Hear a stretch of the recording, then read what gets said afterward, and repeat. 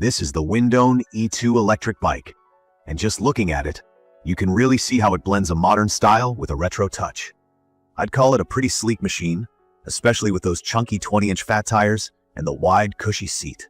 It almost gives off a little moped kind of vibe, but it definitely holds on to that sporty electric bicycle look. So I'm here today with a quick review, sharing my honest experience with it, what I liked, what's useful, and what I think new riders should know. When the Windone E2 first arrived at my door, I was a bit nervous just looking at the big box. This thing is not small, and at almost 92 pounds, it's heavier than most bikes I've owned before.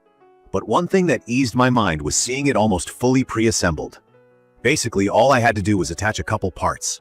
Things like the front fender, pop on the front wheel, get the handlebar set up, and install the pedals.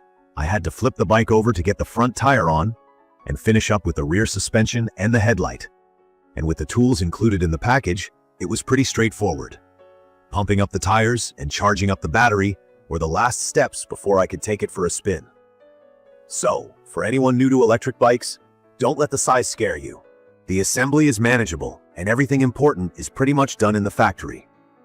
I'd just recommend having a friend around to help lift it, especially if you're on the smaller side.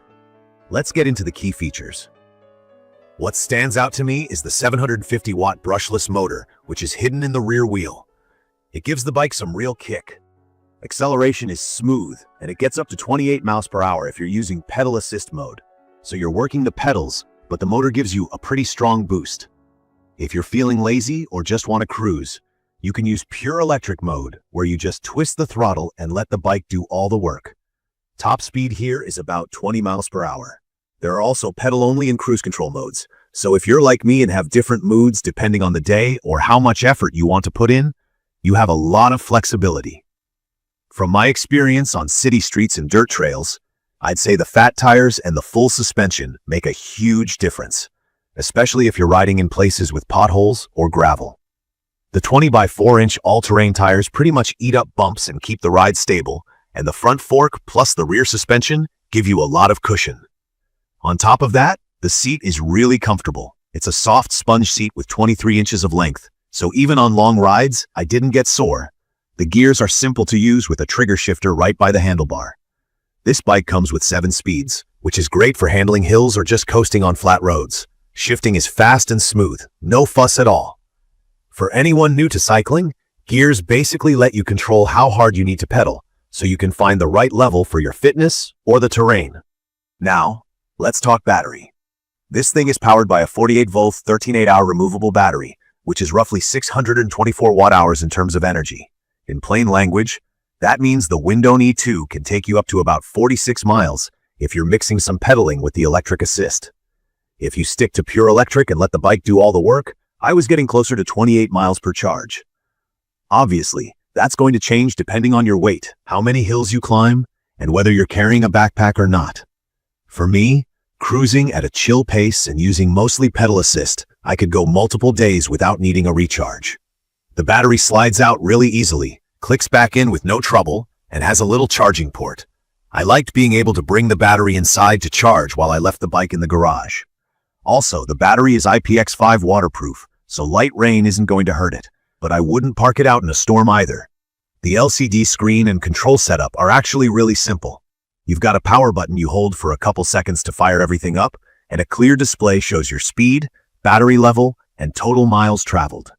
I found it easy to monitor how much range I had left and quickly see what riding mode I was in. Next to the screen, there are plus and minus buttons to adjust the pedal assist level. Higher means the bike's helping you more, which makes pedaling feel lighter and lets you go faster. As for safety, I need to talk about the hydraulic disc brakes. Those are top-notch for an e-bike at this price point. Hydraulic means you get more stopping power with less effort, and after riding in a little bit of rain, I noticed the brakes stayed consistent and didn't fade out. There's an LED headlight up front and a taillight that gets brighter when you hit the brakes, which gave me some peace of mind in low light. I did see a couple people online mention their headlights had a glitch, but mine's been solid so far. Something that surprised me a bit was the overall build quality. The frame is made from high-carbon steel, which is strong and feels super sturdy. But on the flip side, that's why this thing weighs so much. It's not exactly a bike I'd want to carry up and down stairs every day, So if you live in an apartment above the first floor, keep that in mind. Riding position is upright, which is good for comfort and for seeing traffic if you're using it around town. I'm about average height, and the fit was spot on for me. But I'd say if you're really tall, the seat and frame geometry might feel a bit cramped. On the flip side, shorter riders will probably love the easy step-through and the lower center of gravity. From my experience, day-to-day use is a breeze. The battery pops in and out, charging is quick, and I haven't had any issues with the gears or brakes so far. The fat tires didn't get flats, even when I took it down some gravelly paths, and the included kickstand is sturdy enough to hold the weight of the whole bike. The little toolkit and pump that come with it are nice extras. I used the included wrench to make a couple adjustments to the handlebars, and it was all easy to figure out. If I had to talk about a couple downsides, the obvious one is weight. It's a heavy bike. Lifting it up by myself was possible, but awkward, not what I'd call fun. Also, while assembly wasn't hard, it did take me about an hour since I was being careful and just double-checking everything. Heavier riders should keep in mind that, like most e-bikes, the battery drains faster if you're over that 300-pound mark, especially on hills and at high speed. Who would I recommend this for? Honestly, I think it's perfect for people who want an all-rounder e-bike to tackle both city riding and weekend trail adventures. Maybe someone looking for a fun commuter option that isn't stuck to just smooth streets. If you're a beginner, it won't overwhelm you. Everything's really user-friendly. And if you've been riding bikes for a while, you'll still appreciate the torque and speed this motor offers. In conclusion, riding the Windone E2 electric bike is a really enjoyable experience. You feel the extra power without giving up the simple pleasures of cycling, and the comfort features like suspension and fat tires make it a smooth ride wherever you go. The removable battery, strong brakes, and easy controls are huge pluses for convenience and safety. I'm happy with the durability and the overall look. Let's be honest, the retro style is just fun. The only real challenges for me were moving the bike when it wasn't in use, but when it's rolling, all that weight works in its favor, making it stable on rough terrain.